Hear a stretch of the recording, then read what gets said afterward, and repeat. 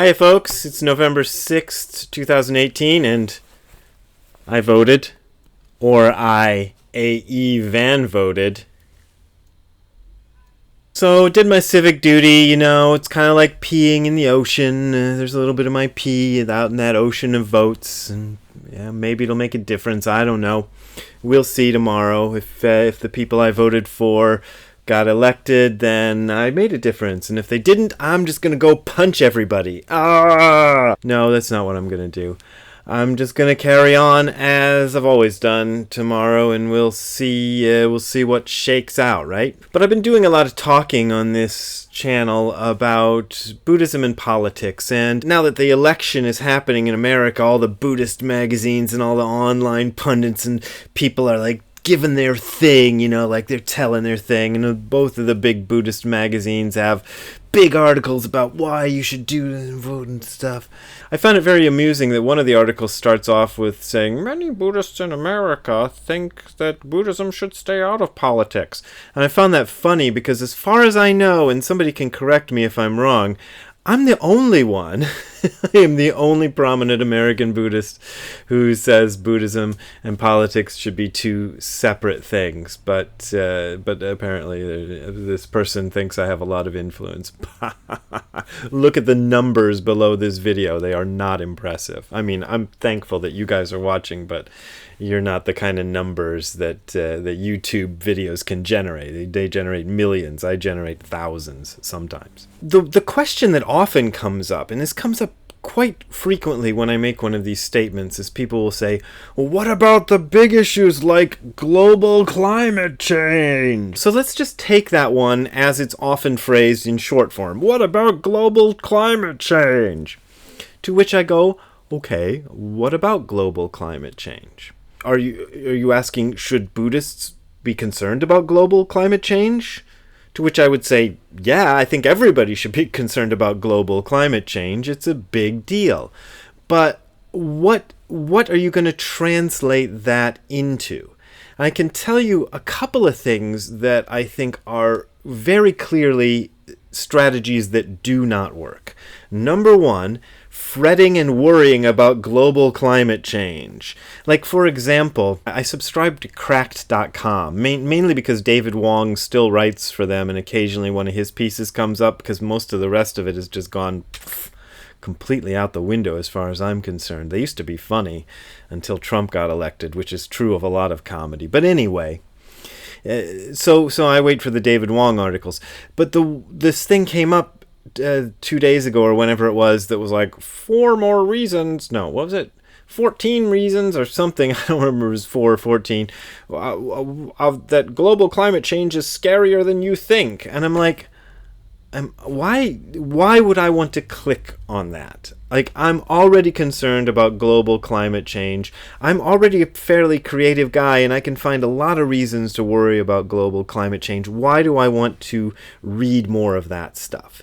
Like, once you have the basic facts worked out, there isn't any more reason to fill your head with more scariness. It's not going to do anything. Your being worried, or my being constantly worried about global climate change, does not transfer into actual activity and action on global climate change. It doesn't, there's no correlation at all. It just makes me all freaked out. No reason for that if you're already on board with it, right? The other thing that doesn't work as a strategy is berating and belittling people who you're a climate change denier, and your Uncle Charlie, having a big argument with Uncle Charlie. You're stupid, Uncle Charlie, if you think Jesus is going to come back, and all this stuff. These strategies also don't work. One of the interesting strategies that I think might work is sitting down and shutting up. Because doing a meditation practice, a regular meditation practice every day, can help you learn to recognize when your ego is starting to flare up and want to get into the fight. And that's always the time to pull back, because you're never going to convince somebody who's not already convinced of your position by going, you're wrong. wrong and you're stupid. That isn't going to work. So you need to learn to kind of pull back, learn when not to say what you think you ought to say, the argument that you think you ought to make, and how to deal with people who have different opinions from you. Other thing that I find interesting is find out what their opinions actually are. Because when it comes to global climate change, there really are, indeed, some dumb-ass stupid opinions, including the one expressed recently by our esteemed President Donald Trump, in which he said, well, maybe it'll reverse itself. Yeah. It doesn't know anything. There are people out there who believe the earth is 6,000 years old and Jesus is coming back and blah, blah, blah. But they're a minority. The vast majority of people either don't know much at all or have a completely different opinion. For example, after I started watching actual conservatives actually talking about what they actually believe, what you find out is a lot of them believe global climate change is real, global climate change is man-made, global climate change is a problem we ought to address. It's just they have different ideas about how to address the problem. So if you take those people and you tell them, you're a global climate change denier, they're going to get defensive and go, no, I'm not, because they aren't. And you're not going to get anywhere with that sort of argument. But let's get back to the point of whether Buddhism rather than Buddhists. So what I just talked about is what Buddhists with a T can do about global climate change, in my humble opinion. But let's talk about what Buddhism can do. Now, I run a little center in Los Angeles. I don't know if I run it, but I'm nominally the head teacher of it. And I feel that what we offer is something very unique and very special, which is a place for people to come and meditate and learn about Zen Buddhism, which is a very difficult topic and a very difficult thing to do, to meditate.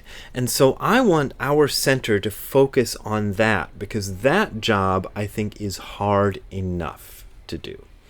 What boggles my mind is when I see these centers doing all this climate change and whatever and social justice and diversity and blah, blah, blah. They're all going on and on about this as if they don't already have enough to do. Like, oh yeah, we're just sitting around here meditating. We better do something important. I actually think the meditation stuff is the important thing. And there are organizations who are dedicated to things like dealing with global climate change and finding solutions to it, or dealing with diversity, or dealing with, whatever else other sort of things you have going on.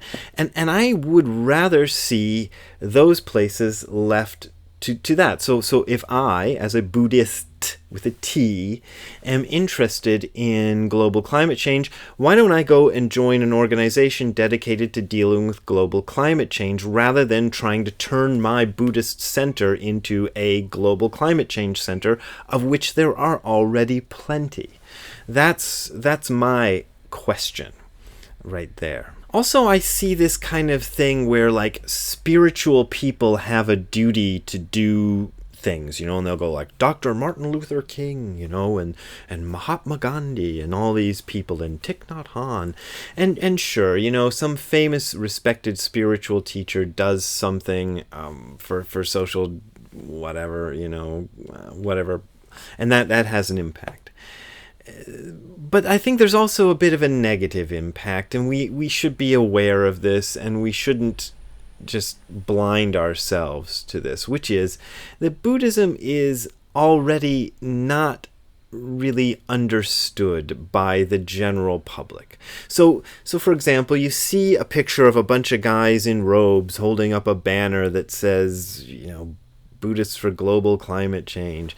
Now, to you and to me, those look like respectable, nice Buddhists who are doing something that they're caring deeply about, right?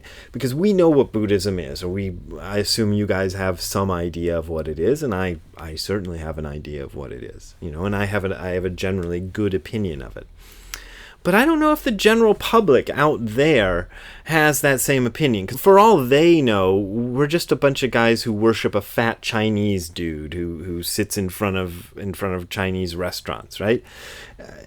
They don't know what we are. We look freaky in our robes. We might be passing out cookies at the airport or something, for all to the general Joe public, they don't know what this is. So I'm not so sure of that idea that going out there and presenting yourself as a Buddhist in your nice garb and your shaved head and saying I'm for this is really doing your cause that much good. Now, I could be wrong. Maybe it's doing some good, but I'm dubious of that one. There was this interesting quote on Twitter by a guy named Peter Reyes who follows me on Twitter, and it's from Shohaku Okumura, and it goes like this.